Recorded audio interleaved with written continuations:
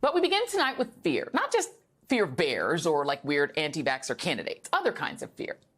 Fear is part of our evolutionary biological heritage as high-end members of the animal kingdom, and it can be productive or destructive depending on the situation.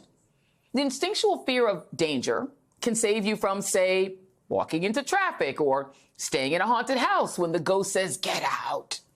It can also make you paranoid and angry about demographic or political change. Fear can keep you from trying new foods or traveling to new places or reveling in the advancements that we've made as a multicultural democracy. It can make you lash out at immigrants or your political opponents. In politics, it can also define your candidacy. The most successful campaigns combine a healthy fear of the other side with a positive message of hope. Donald Trump selected his running mate, J.D. Vance, at a moment of supreme confidence and zero fear. He just knew he was going to finally defeat Joe Biden, no matter who he selected or what he did or said or how long he rambled on at the Republican convention. It just didn't matter because the race was in the bag.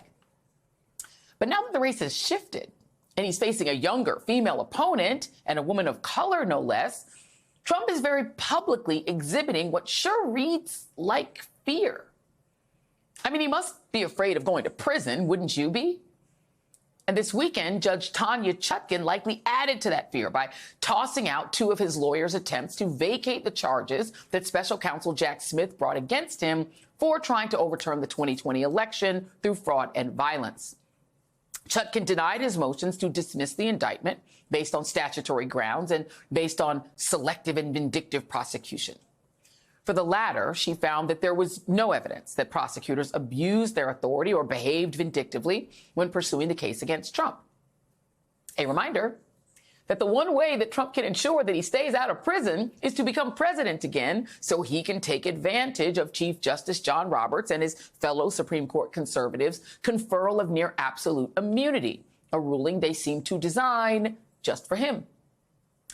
But now what's standing in his way is Kamala Harris, former prosecutor and senator and sitting vice president, whose list of grassroots supporters continues to grow.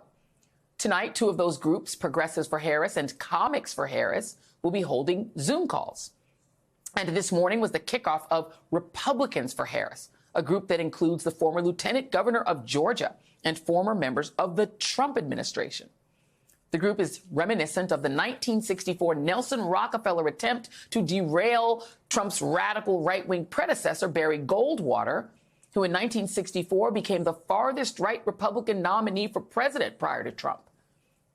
Goldwater, who opposed the Civil Rights Act, passed that summer and signed by Lyndon Johnson, who inherited the presidency after President Kennedy's assassination, was nearly as radical as Donald Trump, though much younger and more eloquent. I would remind you that extremism in the defense of liberty is no vice. And let me remind you also that moderation in the pursuit of justice is no virtue. Goldwater went on to be thoroughly thumped in the November election, which Lyndon Johnson won in a landslide.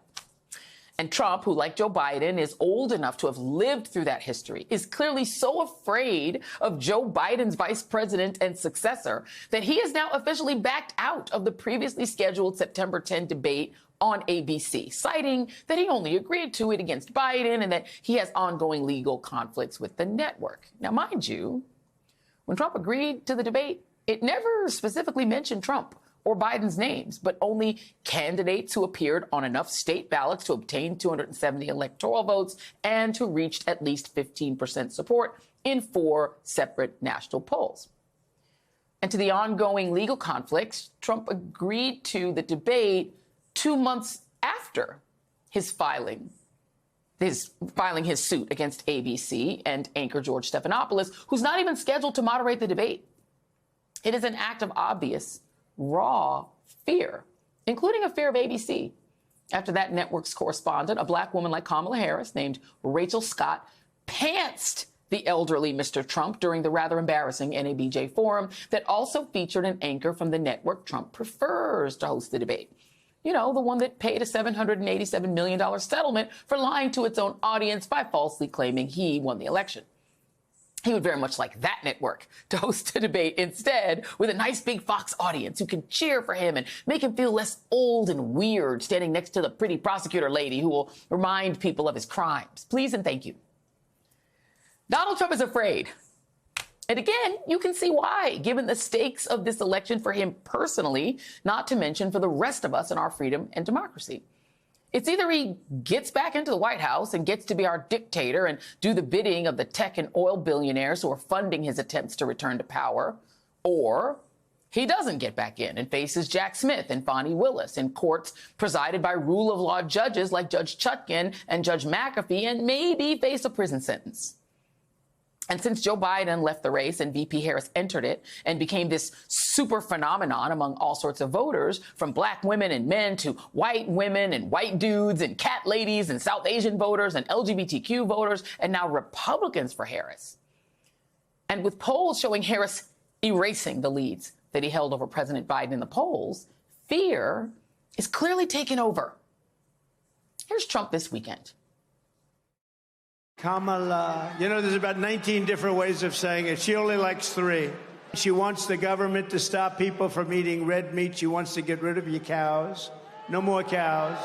She doesn't want anybody saying Merry Christmas.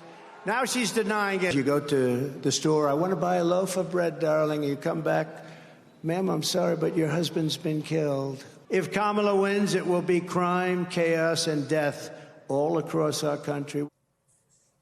She doesn't want anybody saying Merry Christmas. Joining me now is Simon Rosenberg, Democratic strategist and author of the Hopium Chronicles Substack. David Jolly, former Republican congressman and MSNBC political analyst, and Juanita Tolliver, Democratic strategist, MSNBC political analyst, and co-host of the What a Day podcast. And what a day indeed. Simon, I do want to start with you, though. Donald Trump is clearly freaking out. Okay, you can see he's kind of melting down. But here is there's a reason why. Let's look at these polls.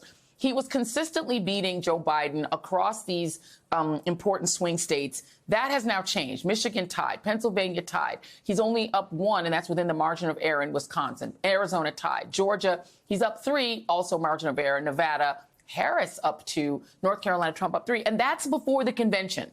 Talk a little bit about these polls and how they're looking. Yeah, listen, we've had a remarkable couple of weeks. I mean, this has been an historic election, but, just using the 538 average, we've seen a 5-point shift in the election. Trump was up 3.2% before Biden dropped out, and now the vice president is up by about 2 points. There's been a huge shift. Some of the national tracking polls that we all follow have seen 5-6 point shifts towards her in the last few weeks. She's now very competitive in the battlegrounds. And I think where the race is today, right, is that, we have momentum. As you pointed out, we haven't had our VP pick. We haven't had the convention. We haven't had what is going to be an unprecedented grassroots campaign kicking in the fall. And I think there's more upside for us. And I think that's why Trump is melting down and freaking out. He had one of the worst weeks on the national stage since he's been in this business in 2015, since he got into this game. And I think because part of what happened is that when she went ahead in the polling, it removed the central rationale of his campaign, which is that he's strong, he's leading, she's weak. That's no longer true. And I think they're really struggling now. Yeah, I mean, David, saying, I don't want to do this debate, I'm canceling, he pulled out of the debate formally, and then saying, no, I want a Fox debate. Like, that's running to a safe space. That's what they used to say. That's what they used to say about, liberals wanting to be in a safe space. He literally feels like the only place that he would be comfortable debating is on the network that lied for him about the big lie. Meanwhile, on the other side, you've got Jimmy Carter saying, I'm literally just trying to stay alive to vote for Vice President Harris. There is not a living former president, former presidential candidate. The only one out of all the living former either presidents or presidential candidates who's supporting Trump is Sarah Palin. Not a single other one. And whereas Jimmy Carter's like, I will just stay on this earth alive just for her.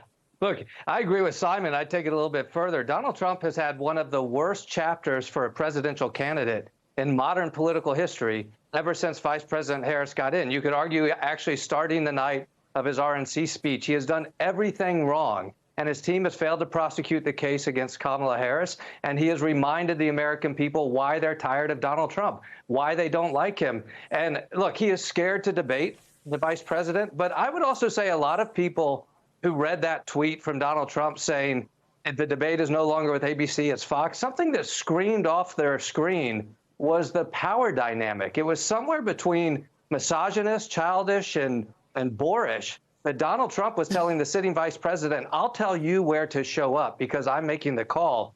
Unless Donald Trump forgot, his address is now Mar-a-Lago, and Kamala Harris is the Naval Observatory. She's the sitting vice president. And so, look, I think she is right to say, I will debate you at ABC, and if you want to have a second one, perhaps we could have a second one. Donald Trump's doing everything wrong right now. His campaign is in free fall. It is spiraling, and he has no additional ceiling even if he corrects, whereas the vice president has an enormous ceiling that we continue to see her push through.